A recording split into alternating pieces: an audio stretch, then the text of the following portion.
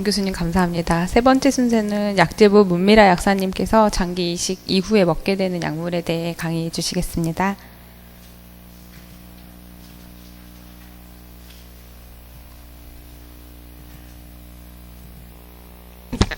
네, 안녕하세요. 저는 장기 이식 이후에 복용하게 되는 약물에 대해서 어떤 것들이 있고 주의하셔야 될 점은 어떤 것들이 있는지 그런 부분에 대해서 설명드리도록 하겠습니다. 저는 서울대학교병원 약재부에 근무하고 있는 문미라 약사라고 하고요. 장기 이식 환자분들 복약 상담 주로 담당하고 있습니다.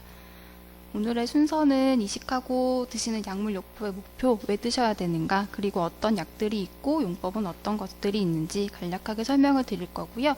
면역억제제 이외에도 여러 가지 약을 드시게 될 텐데 종류는 어떤 것들이 있는가, 그리고 이제 약을 드시면서 주의하셔야 될 점들 간단하게 설명드리도록 하겠습니다. 이식 후에는 어떤 약을 복용하게 되는지, 이제 굉장히 어렵게 장기 이식을 받으셨는데 장기 이식을 받고 나셔서 가장 필수적으로 꼭 드셔야 되는 약은 면역 억제제가 되겠습니다. 거부 반응 때문에 장기를 잃어버리는 경우가 생기는 걸 예방하기 위해서 면역 억제제를 복용하시게 되는데요. 근데 문제는 면역 억제제는 아무래도 이제 면역력을 조금 억누르다 보니까 감염에 취약할 수가 있습니다. 그래서 이제 일정 기간 동안 감염 예방제 복용하시는 경우도 있고요. 그리고 약물로 인한 혹은 이제 다른 여러 가지 원인들로 인한 합병증 같은 것들을 예방하는 약물, 대표적으로 혈압약이나 당뇨약, 그다음 고지혈증 약물, 위보제, 혈전약 이런 것들을 드시는 경우가 종종 있으세요. 그래서 생각보다 좀 많은 약을 드시게 되는 경우가 있습니다. 그래서 이렇게 많은 약들을 드셔야 되는 이유, 가장 중요한 목표는 우선 거부 반응을 예방하기 위해서 면역 억제제를 드시게 되고, 이러한 거부 반응 예방을 통해서 이식받으신 장기가 잘 기능을 유지할 수 있도록 하게 되고요. 그리고 이제 여러 가지 약물로 인한 합병증, 부작용 같은 것들 최소화시켜서 건강한 삶을 잘 유지할 수 있도록 하는 데 약물요법의 목표가 있습니다. 면역억제제는 왜 복용을 해야 하는가에 대해서 설명을 드리면, 우리 몸에는 면역체계라는 것이 있어서 이 면역 기능이 외부에서부터 침입한 이물질 혹은 다른 병균이나 세균 이런 것들로부터 자기 몸을 지켜내는 기능을 담당을 하고 있는데요. 문제는 이식받은 장기가 자기 것이 아니다 보니까 이 장기를 계속해서 공격을 하고 장기가 제 기능을 하지 못하게 하는 증상들이 생길 수 있습니다. 그런 것들을 통틀어서 거부 반응이라고 부르고 있고요. 그래서 저희는 이 면역 기능이 장기를 공격하지 못하게끔 면역 억제제라는 약을 드심으로써 거부 반응을 예방하는 데에 이제 약요법의 목표가 있겠습니다. 그러면 이제 이식받으신 후에는 아무래도 몸 안에 장기가 남아있는 동안에는 평생 면역억제제를 드시는 걸로 그렇게 기억을 하셔야 돼요. 면역억제제를 그럼 이제 장기간 꽤 오랫동안 드셔야 될 텐데, 가장 많이 걱정하시는 게 약을 이렇게 오랫동안 먹어도 괜찮은가, 혹은 많이 먹어도 괜찮은가, 그 부분에 대해서 걱정을 많이 하십니다. 하지만 면역억제제는 이 거부 반응이라는 걸 예방하기 위해서 필수적으로 드셔야 하는 약이기 때문에 저희가 이제 안전하게 잘 드실 수 있도록 이렇게 처방을 해드리는데요. 우선 이제 적게 복용하게 될 경우, 몸에 필요한 것보다 적게 들어갈 경우에는 거부 반응의 위험도가 높아지는 그런 문제가 생길 수 있겠고, 처방량보다 많이 복용하게 될 경우에, 필요 이상으로 복용하시게 될 경우에는 감염이나 여러 가지 약물의 부작용이 나타날 수 있는 위험이 커질 수가 있습니다. 그래서 이 그림에도 제가 이제 균형 무게추를 실어놨는데, 면역억제제는 이제 양날의 칼이라고도 부르는 약이에요. 반드시 필요한 약이지만 적정량을 잘 균형 있게 드시는 게 중요한 약물이겠고요. 그래서 항상 면역억제제는 감염의 위험성과 혹은 거부 반응 그 사이에서 균형을 잘 맞춰서 잘 드실 수 있도록 이렇게 하시는 것이 굉장히 중요하겠습니다. 면역억제제가 그래서 이제 그 환자 특성에 맞춰서 개별적으로 다 따로따로 처방이 되는데, 어떤 면역억제제를 얼마나 먹을 것인가, 이걸 선택하는 데 있어서는 굉장히 많은 인자들이 작용을 하게 됩니다. 우선 이제 이식받은 장기가 어떤 것이냐, 신장이나 간이냐, 혹은 이제 공여자 형태는 어떤 것이었는가, 혹은 이식 후 얼마나 시기가 지났는가, 체중이나 연령 이런 것들은 어떠한가, 그 다음에 기저이라고 잘못 적었는데 기저 질환에는 어떤 것들이 있었는가, 그리고 이제 거부 반응의 위험성이나 합병증의 위험성은 또 얼마나 되는가, 이런 것들을 다 고려해서 면역억제제의 종류나 용량이 결정이 되기 때문에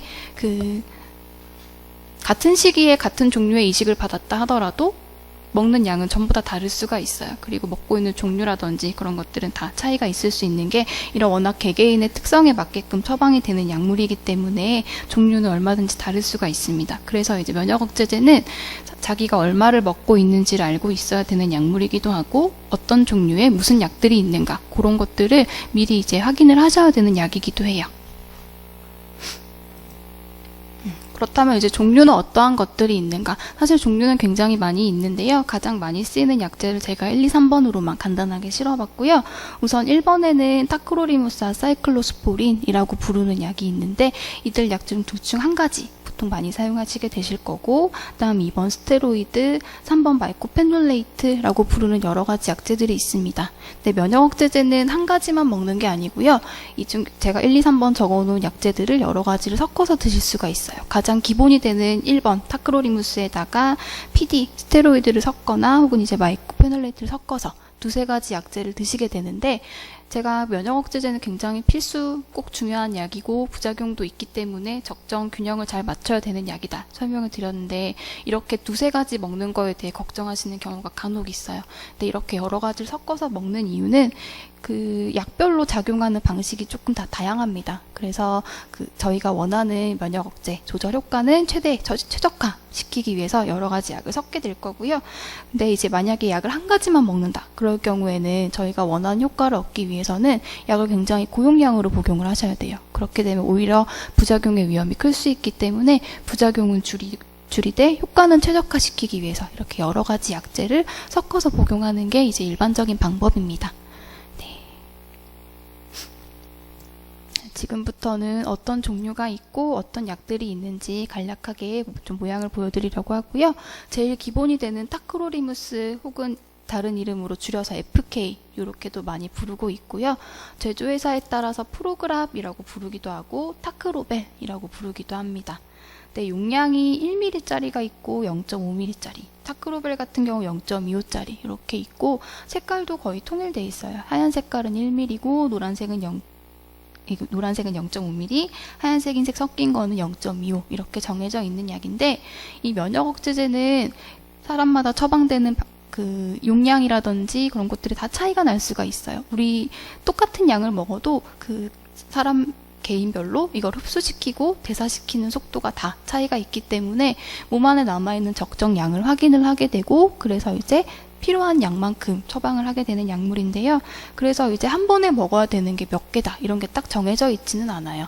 되게 이제 필요량만큼이 처방이 되고 그 필요량은 매번 이제 시기에 따라서 혹은 상태에 따라서 왔다 갔다 할 수 있는 약이에요. 그래서 약을 딱 받으시게 되면은 이게 내가 지금 먹고 있던 게 혹은 앞으로 새로 처방받은 약이 몇 밀인가 그거를 이제 확인을 하셔야 되는 그런 약이고요. 그래서 조금 먹기가 까다롭죠.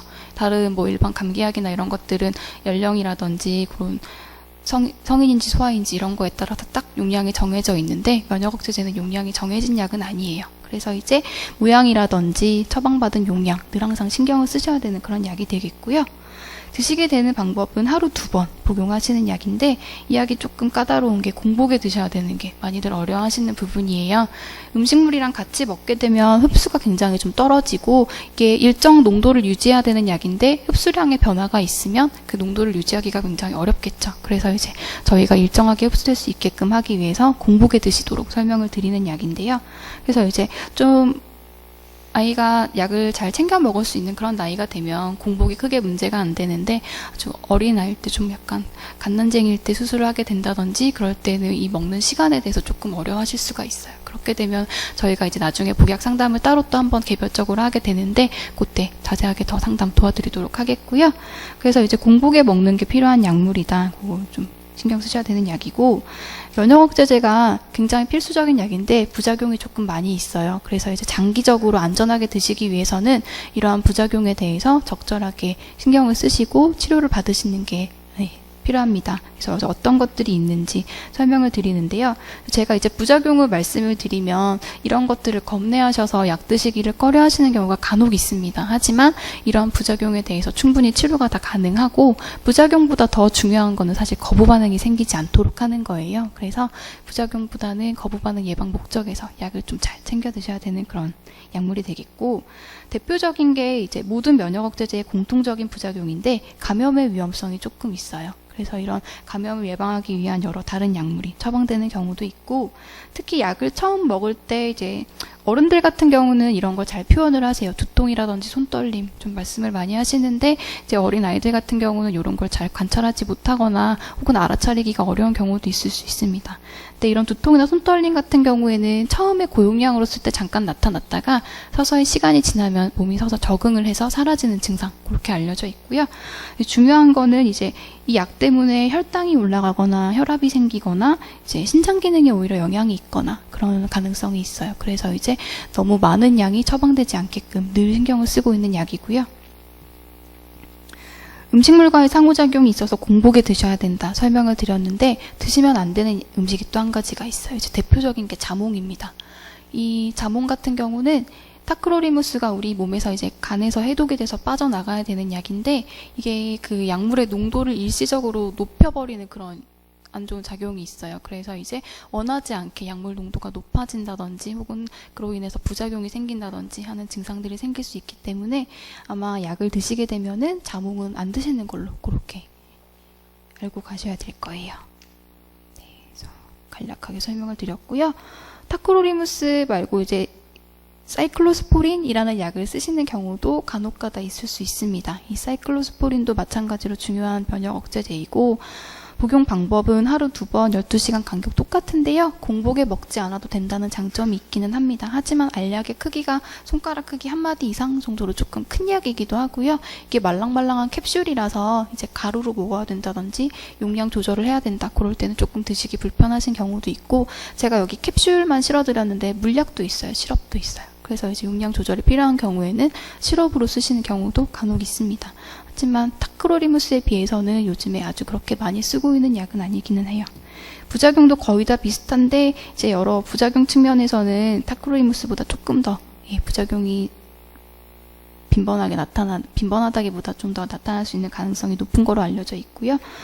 마찬가지로 음식물과 상호작용해서 자몽 드시면 안 되는 약이고, 이 약도 처방량이 정해져 있는 게 아니에요. 몸에 이제 얼마가 남아있나를 확인하고 매번 용량이 바뀔 수 있는 그런 약물입니다.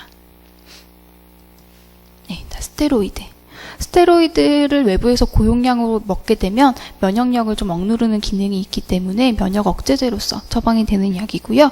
보통은 소론도 혹은 PD라고 줄여서 부르는 이 약물을 가장 많이 처방을 받으시게 될 거고, PD 같은 경우는 아침에 한번 되게 우리 몸의 스테로이드 사이클을 맞춰서 이른 오전에 복용하시는 게 추천이 되는 약이고, 아침 식직후라고 적어드린 경우는 이게 약간 위장장애가 있는 그런 약이라서 빈속보다는 식사를 하시고 드시는 게 조금 도움이 되는 그런 약물이고요.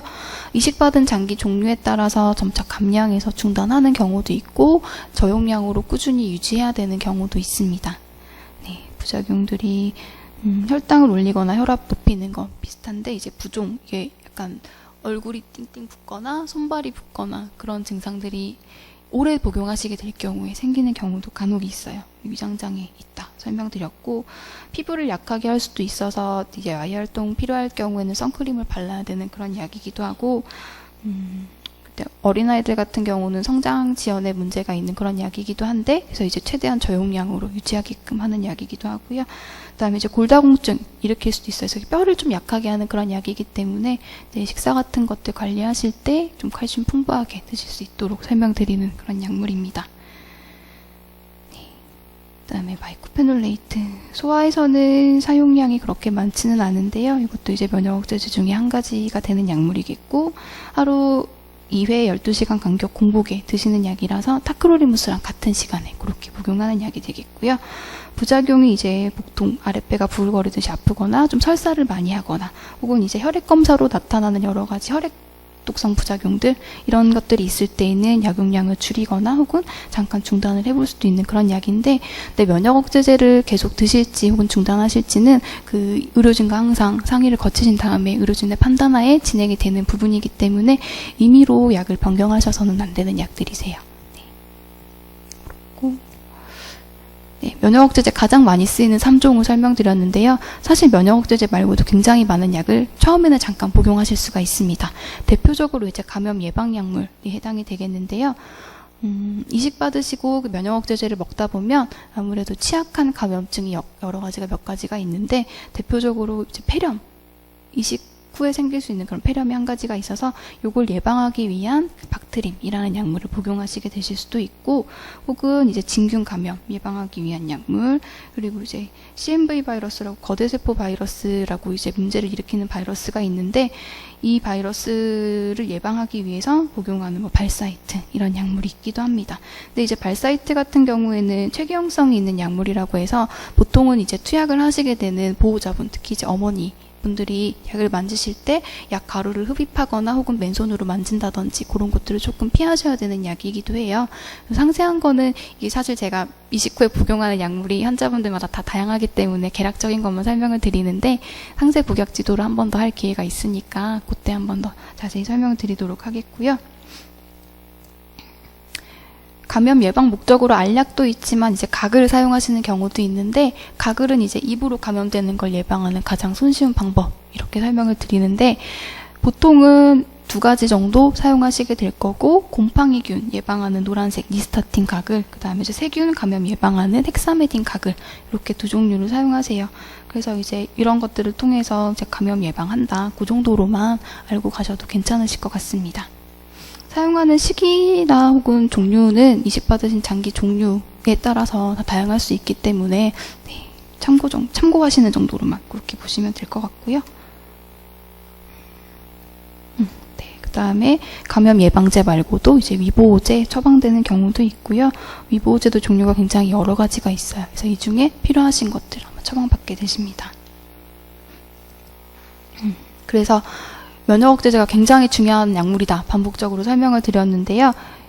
제가 이제 중요한 점 몇 가지만 정리를 해드릴 텐데 면역억제제는 용량이 변할 수 있는 약이라는 거 이제 먹고 있는 양이 항상 똑같지 않다. 그런 약이기 때문에 처방받은 약의 이름과 함량을 기억하는 습관 들이시는 게 필요할 수 있겠고 그리고 꾸준히 일정하게 장기간 잘 복용하는 게 정말 중요합니다. 그래서 이제 항상 동일한 시간에 약을 복용을 해야 되고 약이 가지고 있는 게 모자라는 건 있는지 혹은 약이 필요 이상으로 남았다면 혹시 내가 빠뜨리고 먹은 적은 없는지 그런 식으로 복용 습관을 확인하시는 게 중요하겠고요. 중요한 거 면역억제제는 임의로 변경하시면 안 되는 약물이에요. 항상 부작용이 의심되는 경우라 하시더라도 이런 증상에 대해서 조치를 받으시도록 하셔야 되지 이런 증상이 의심된다고 하셔서 약을 중단하시거나 혹은 임의로 줄여 먹거나 혹은 많이 드시거나 그러면 안 되는 약이라는 거 꼭 기억을 해주시고요. 네, 약물 복용을 잊으신 경우 요거는 아직 오늘 이식 다들 안 받으신 분들이 오신 거죠. 네, 그래서 나중에 응급 상황이기 때문에 이 설명은 오늘 넘어가도록 하겠습니다. 네, 다른 약 면역억제제가 좀 중요한 약인데 상호작용이 많이 있는 약이기도 해요. 그래서 이제 이식받고 난 이후에 다른 약을 처방받으시게 되면은 이 약이 꼭 같이 먹어도 안전한 약인지 그런 것들을 확인하는 과정이 필요할 수도 있고요.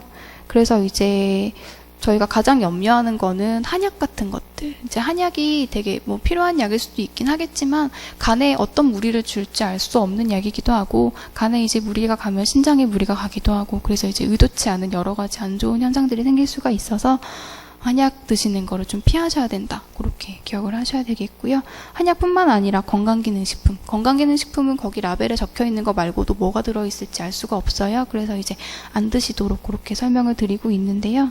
네. 요거는 이제 이식 받으신 이후에 좀 참고하셔야 될 부분이라서 간단히 설명 마치도록 하겠습니다. 혹시 궁금하신 점 있으실까요? 저는 여기까지.